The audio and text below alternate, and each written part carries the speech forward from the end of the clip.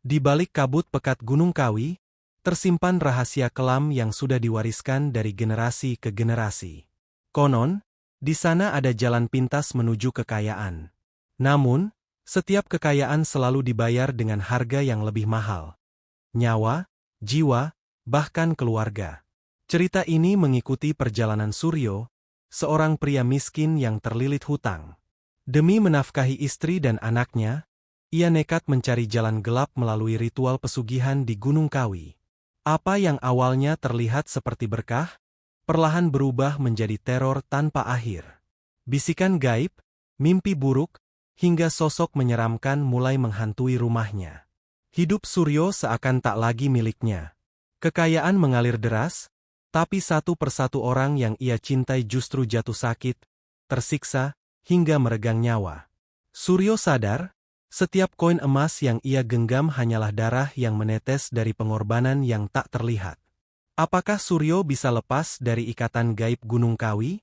Atau justru akan menjadi bagian dari arwah-arwah yang terjebak di sana selamanya? Ikuti kisah horor penuh misteri ini sampai akhir. Dan jangan lupa untuk subscribe agar tidak ketinggalan cerita-cerita menyeramkan lainnya. Karena siapa tahu, kisah berikutnya justru terjadi di sekitarmu. Malam itu, hujan turun tanpa henti. Langit seakan pecah, menumpahkan segala kemarahan ke bumi. Di sebuah rumah kecil di pinggir desa, Suryo duduk memeluk lutut, memandang kosong pada genting bocor yang meneteskan air ke dalam ember berkarat. Matanya merah, bukan karena kantuk, melainkan dari beban hidup yang semakin menjerat lehernya. Anaknya, Wulan, yang baru berusia 7 tahun, terbatuk-batuk di sudut ruangan. Batuknya kering, berat, seolah ada duri yang menggores tenggorokannya. Istrinya, Sari, duduk di samping sambil menepuk-nepuk punggung anak itu. Wajahnya pucat dan penuh lelah. "Mas, obatnya sudah habis," suara Sari lirih, nyaris kalah oleh suara hujan di luar. Suryo menunduk, tangannya mengepal. Obat sudah habis, hutang menumpuk, dan besok penagih akan datang.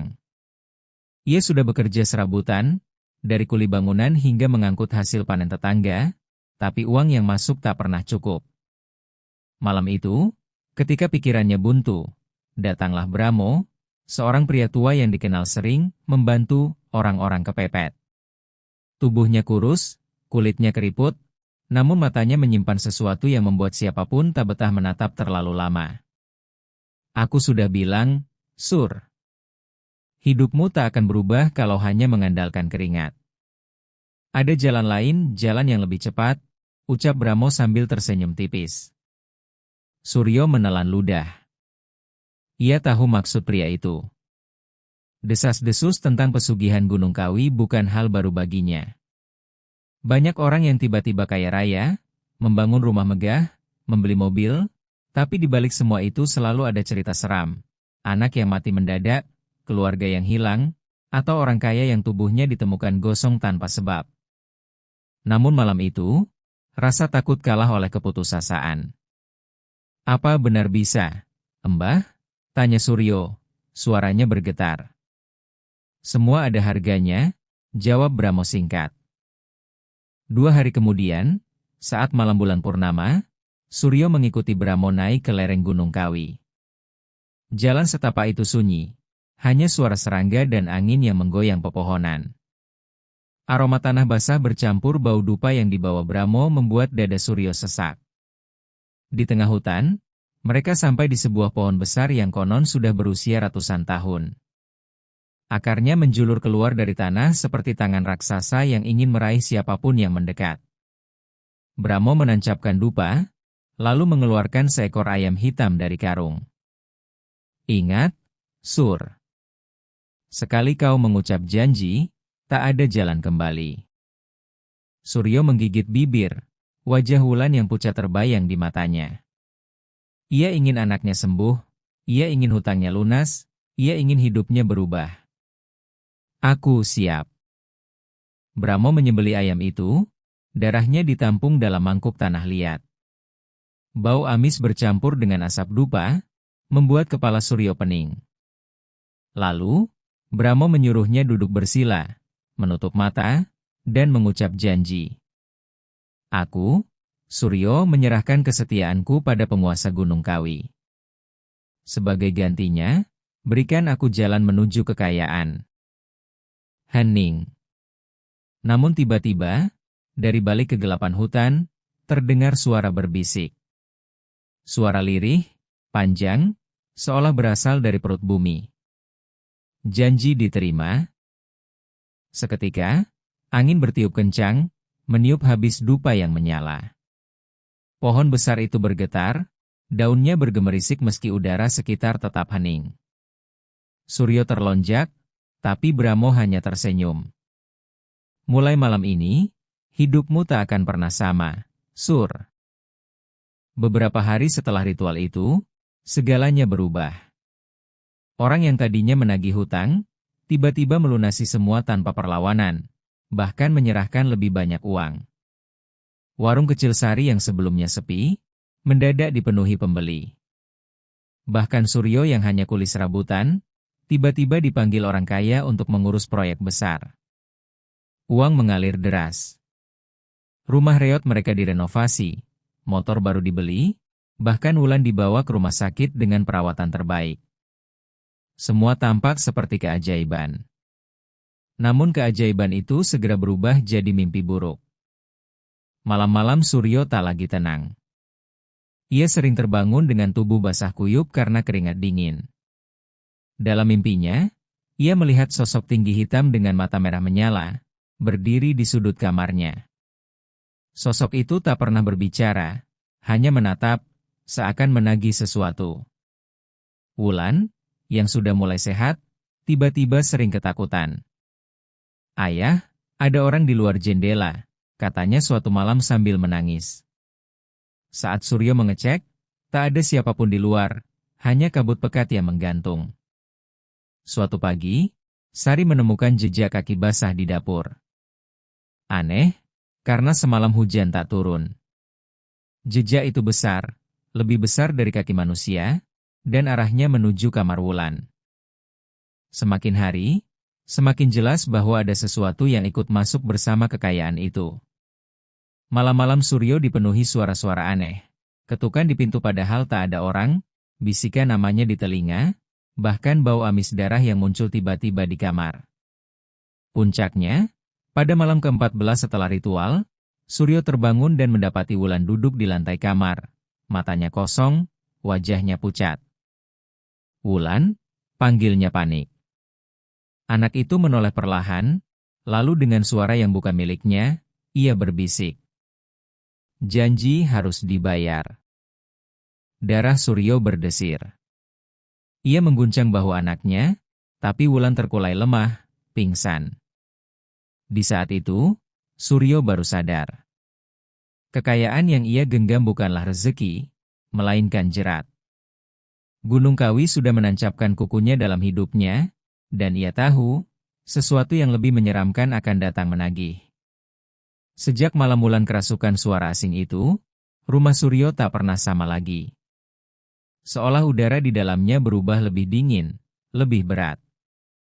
Langkah kaki selalu terasa ada yang mengikuti, bahkan di siang hari ketika matahari bersinar terik. Sari, istrinya, mulai resah. Ia sering melihat bayangan hitam melintas di sudut mata, tapi saat menoleh, tak ada apa-apa. Pernah suatu sore, saat sedang menjemur pakaian, ia melihat sosok tinggi berjubah hitam berdiri di ujung halaman, mengawasinya. Tubuhnya kaku, lidahnya keluh, dan hanya bisa memeluk Wulan erat-erat sambil menutup mata.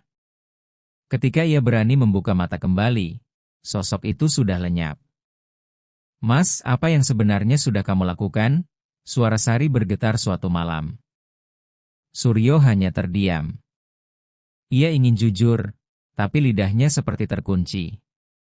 Bagaimana ia bisa menjelaskan bahwa semua ini bermula dari janjinya dengan Gunung Kawi? Hari-hari berikutnya, teror semakin nyata. Wulan, yang sempat pulih, kini kembali sakit. Tubuhnya panas dingin, bibirnya membiru, dan sering berbicara dengan seseorang yang tak kasat mata. Kadang tengah malam ia duduk di ranjang sambil menatap sudut kamar, lalu tersenyum tipis. "Ayah, mereka bilang sebentar lagi waktunya," ucapnya lirih. Suryo merinding.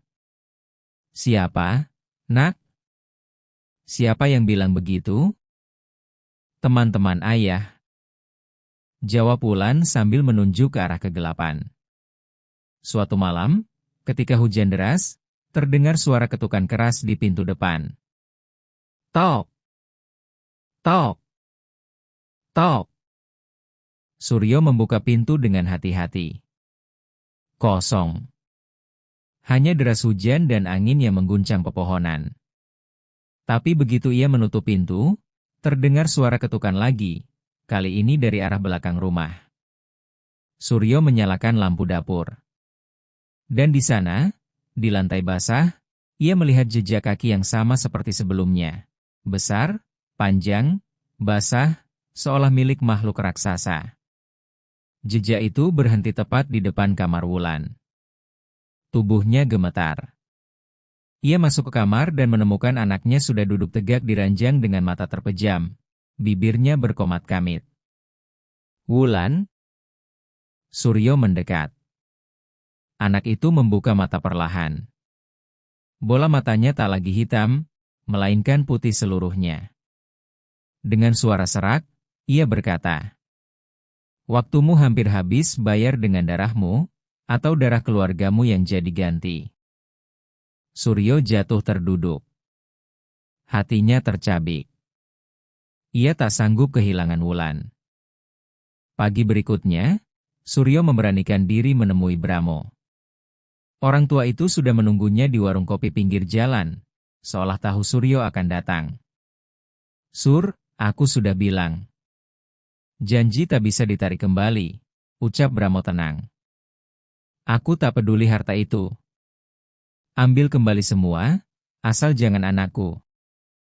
Suryo hampir berteriak. Bramo menghela napas panjang. "Itu bukan urusanku. Kau sudah menyerahkan diri pada penguasa Kawi. Kalau kau ingin bebas, hanya ada satu jalan." Suryo menatapnya penuh harap. "Jalan apa, Embah?" Bramo mendekat, berbisik. "Pengganti tumbal. Jiwa lain yang kau serahkan agar keluargamu selamat." Suryo tercekat. Dadanya sesak. Pengganti tumbal? Itu artinya ia harus menyerahkan nyawa orang lain. Hari-hari berikutnya menjadi siksaan batin. Kekayaan terus mengalir, proyeknya berhasil, uang menumpuk, rumah makin mewah. Tapi di balik semua itu, Suryo hidup dalam ketakutan. Wulan semakin lemah, Sari sering kerasukan histeris, dan setiap malam, sosok hitam tinggi itu berdiri di pojok rumah, tak pernah pergi. Suryo mencoba melawan dengan doa, tapi semakin ia berdoa, semakin berat terornya. Suatu malam, saat ia melafalkan ayat suci, lampu rumah pada mendadak, angin menderu dari arah kamar Wulan, dan terdengar suara tawa panjang bergema. "Doa tak akan menolongmu." Puncaknya, pada malam ke-21 sejak ritual, tubuh Wulan mendadak kaku. Napasnya tersengal, matanya terbalik ke atas, dan dari mulutnya keluar darah hitam pekat.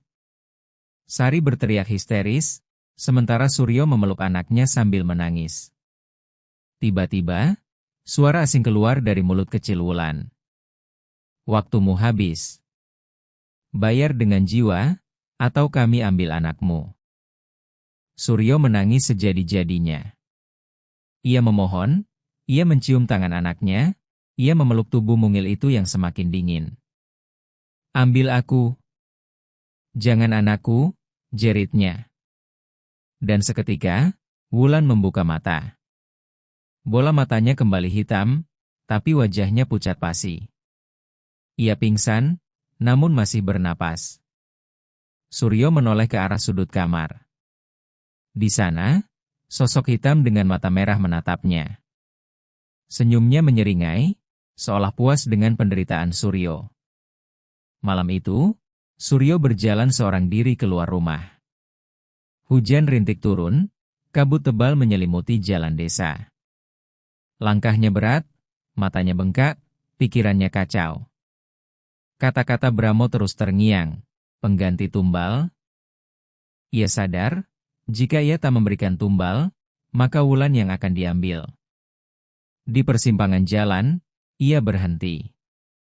Matanya kosong menatap langit yang kelam. Ia tahu, ia sedang berada di persimpangan nasib. Haruskah ia menyerahkan nyawa orang lain demi menyelamatkan keluarganya? Atau membiarkan anaknya diambil Gunung Kawi? Di kejauhan, terdengar gonggongan anjing bersahutan. Desa sepi, tapi Suryo merasa langkahnya tak pernah sendirian. Ada sesuatu yang terus mengikutinya dari balik kabut, menunggu jawaban, menunggu keputusan. Dan malam itu, dengan air mata bercucuran, Suryo berbisik lirih ke dalam gelap. Aku akan bayar.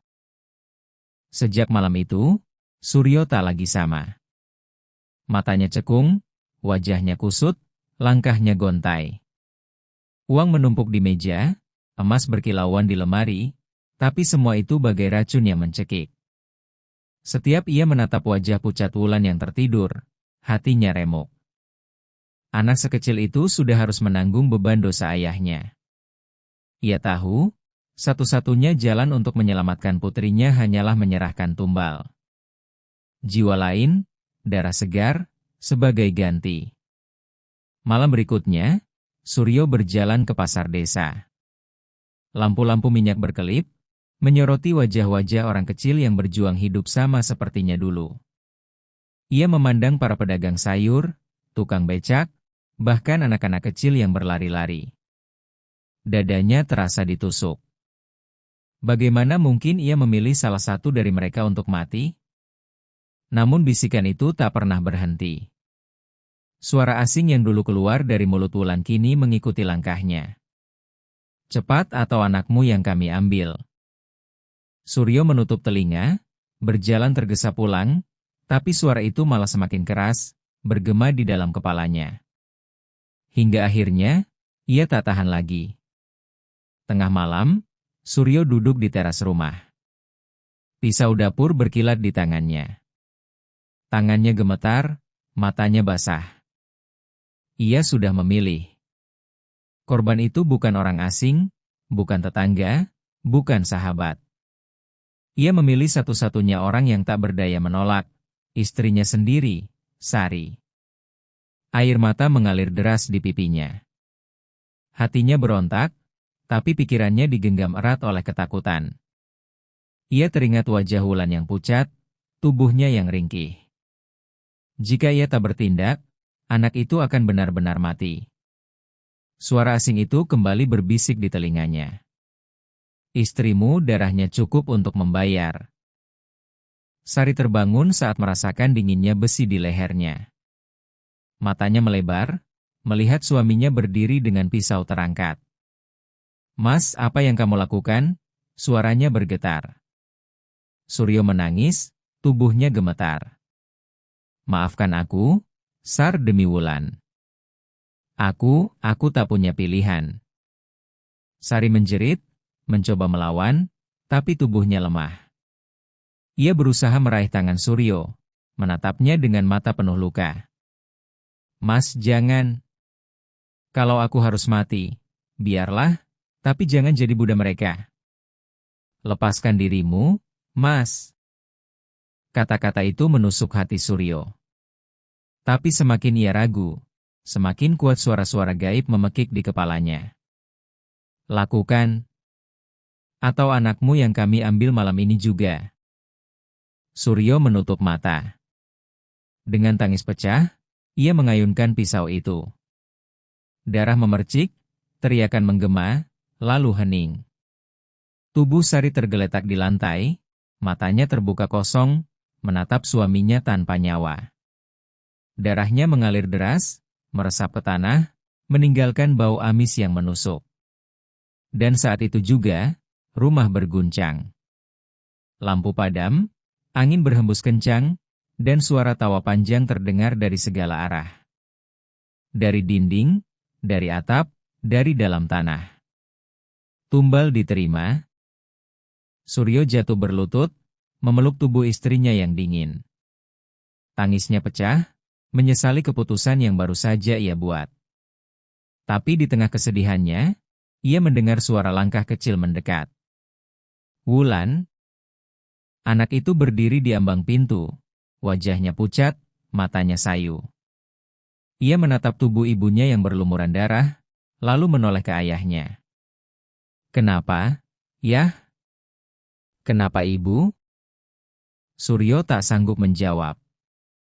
Sejak malam itu, Wulan memang selamat dari sakitnya. Tubuhnya pulih, wajahnya kembali segar. Tapi ia tak pernah lagi tersenyum.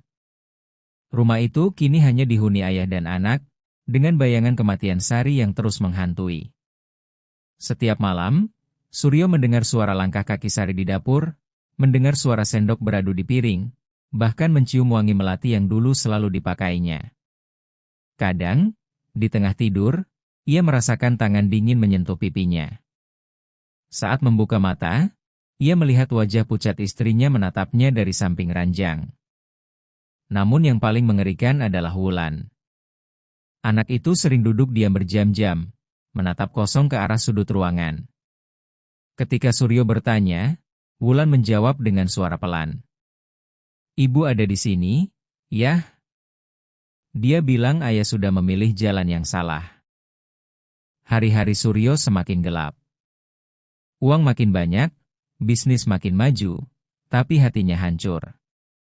Ia mencoba mabuk, mencoba menenggelamkan diri dalam pesta, tapi malam-malamnya selalu dihantui wajah Sari yang berlumuran darah.